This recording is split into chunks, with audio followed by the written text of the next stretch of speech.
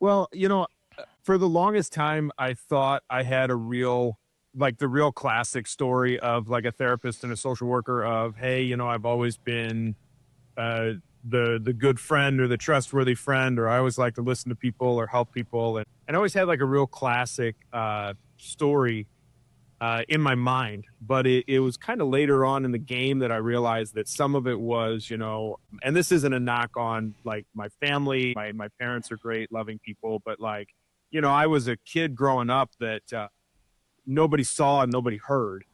Like nobody really checked on me, asked about me, that kind of thing. And so I kind of grew into being as we say in my world, I became the adult I needed when I was a kid.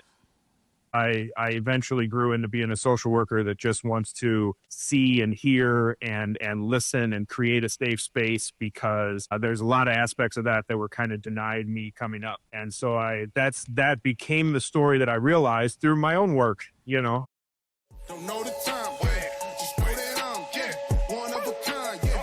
What's on your mind, yeah. We're hard to find, yeah.